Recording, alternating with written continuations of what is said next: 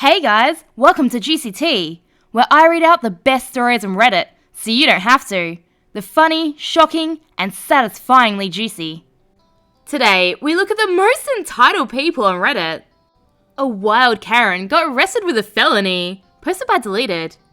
I'm a 35-year-old father of 2 boys. I have PTSD due to time overseas, and have the physical scars to match the mental scars.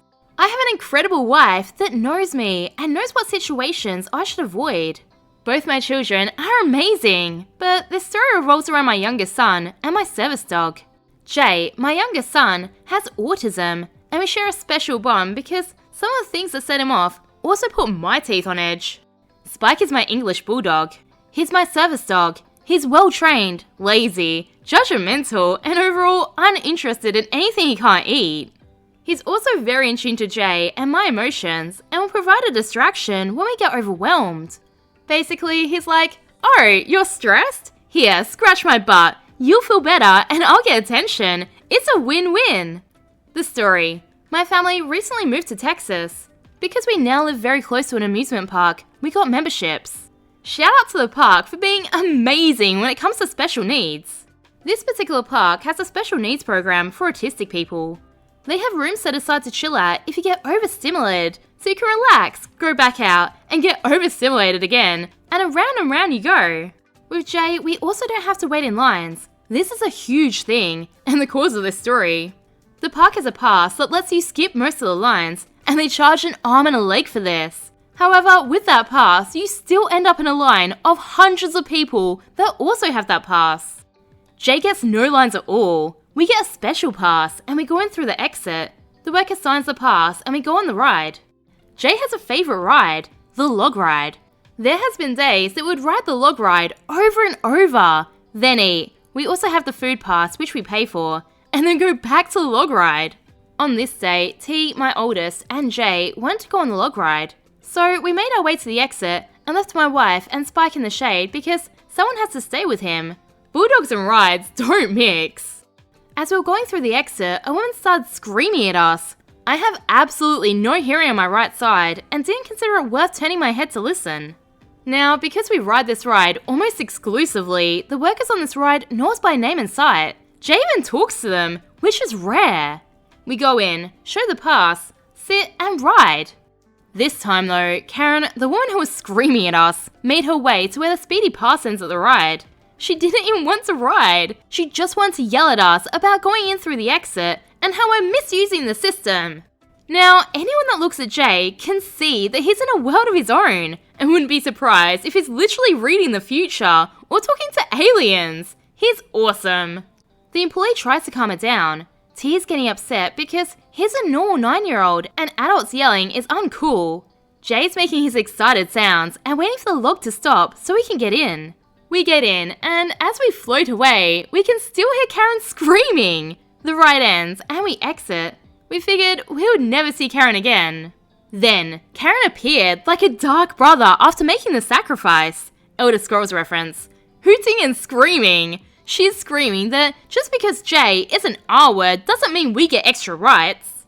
The screaming causes Jay to let out his super screech. Now, anyone that knows autism knows that autistic kids have superpowers. In Jay's case, it's a supersonic, ear-shattering, high-pitched screech that makes your eyes swim and makes it feel like things in your head are moving that shouldn't. This whole time, Spike was lying on the ground in the froggy position, as bulldogs do, just looking at Karen like she's a rabid dog, not worth getting up for. As we're being screamed at, I see 2 officers approaching from behind Karen. My smile must have broke Karen because she howls and kicks Spike. This flips my switch because now my family is literally under attack and I start to react. Before I can make contact, Karen is already in the air, being carried, half dragged away while being cuffed. Now, standing in front of me is a well-dressed and pissed-looking officer. He tells us he heard the screech and started heading to it because they thought a ride broke or something bad happened. I take the time to unflip that switch and examine Spike. He's limping and crying. I feel his hips and feel that his hip is dislocated. I jokingly ask the officer to walk away and let me get some. He of course has no humour to this, but can also tell that I had a career. He asked what happened, and we all explained what happened from A to Z. He asked if Spike is a service dog. I say yes. He smiles. I'm not in a smile mood, but it catches me off guard. He explains that in Texas, to intentionally injure a service dog is a felony. By this time, park security arrived and issued a trespass order to Karen. The officers ask if I want to press charges. I look at Spike and look back. Yes, I say. Karen and her tiny mouse-like husband start to freak out as Karen is loaded onto a golf cart. We hop in a cart too and leave to go to the vet. The vet fixed up Spike and all is well. We went back the next day with Spike in a stroller. No one batted an eye and everyone loves the bulldog in a stroller. I let people pat him, he's a hoot, and the park is an amazing place. I've been contacted by the investigating officer and have given dispositions. I may have to testify, but I look forward to sitting on the bench with Spike on my lap. Why would she kick the dog? A bulldog of all dogs that's literally not doing anything. She's lucky Spike is such a good boy. We're a pet sitting service, lady. Posted by Deleted. Okay, buckle up. This is a doozy. I work for a pet/house sitting company and had a new client on my schedule for 3 visits a day for 2 weeks to take care of a dog. When I get to the house and go in, I see a kid, and I thought they must be running late leaving and didn't let us know. So I said hi to the kid and said, "It's okay, don't be scared," and then called out for the parents. The kid said, "They're gone." I asked, "What do you mean?" The kid then said, "I need to hurry up and make her breakfast and then take it to school." I again asked, "What do you mean? Where are your parents?" She said, "They're gone on their trip," and again told me to hurry up because she's hungry. I asked how old she is and she said 7. I asked, "They left you here alone?" She said, "Yeah." Her mum told her that we'd come by in the morning to make her breakfast and take her to school, and then in the afternoon to pick her up from school and make her a snack, and at night to make her supper. I asked, "Where's Macy, the dog?" She said, "They don't have a dog." But when the owner came to the client meeting and to get the house keys, she met a dog. The kid said that her mum borrowed the neighbour's dog. Oh my god! I called the company owner and told her what was going on. Of course, she was flabbergasted and came over immediately. She tried to get hold of the kids' parents, but they weren't answering their phones, so she called CPS and explained everything when they got there. CPS took the kid, the parents' info, and left. The next day, the kid's mum called the owner and left a rambling message, screaming about how can we turn her kid into CPS and we broke the contract, so they're going to sue her for that, and also for the cost of their ruined vacation. The owner called them back and told them our agreement was to take care of a dog, not a kid, and that was illegal anyway. Also, borrowing a dog for her to meet for the client meeting was deliberate misrepresentation, so good luck with the lawsuit.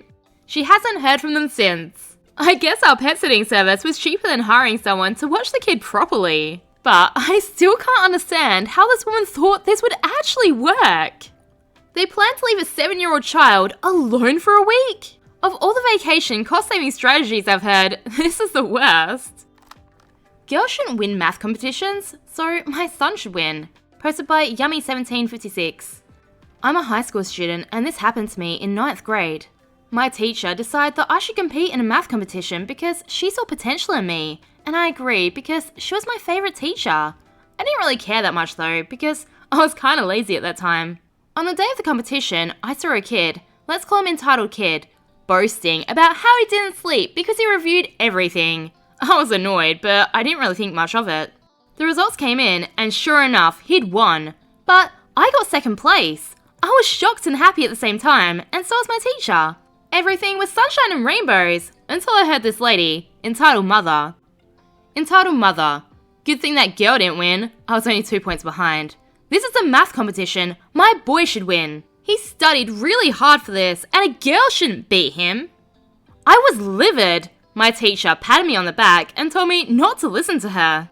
When they announced that I was in 2nd place, Entitled Mother started booing. This woman! I couldn't take it, so I devised a plan. This competition happened every year, according to my teacher, and in grade 10, there was a regionals competition afterwards. I swore that I would win next year. The whole year, I taught myself various math equations, and my friend helped me with everything. I spent a whole year reviewing just to prove this Entitled Mother wrong. The next year, I entered the competition, more ready than ever. I saw the boy again, and now even his mother was boasting about he couldn't sleep knowing that he was going to win again, and that he was so excited about going to regionals. Everything she said just encouraged me to do better. The exam was kinda hard, but I managed to answer most of the test questions. While I heard the entitled kid say, "It wasn't that hard." I was not confident that I would win, but I was hoping. The announcements came and they said that only one student got a score of 40 and above in every grade level. Entitled kid was smirking, thinking it was him, and telling his mother, "Regionals, here we go!" But to his surprise, I won. The look of shock on entitled mother and entitled kid's face was worth it. They didn't utter a single word. His teacher was just standing there, shocked. I gave them a big smirk and went up on stage, accepting the prize and everything. When I got down from the stage, I saw entitled mum crying and saying, "My boy was supposed to win! He was supposed to go to the regionals!" And once I heard her cries of agony, the whole year of study was paid off. I got second place in regional and became friends with the guy in first place. Overall, it was a great experience, and I'm glad that I don't have to see entitled mother and entitled kid again, because there's no math competition in grade 11. Nothing motivates like revenge. If you liked this video, please let me know, and subscribe for more juicy tea.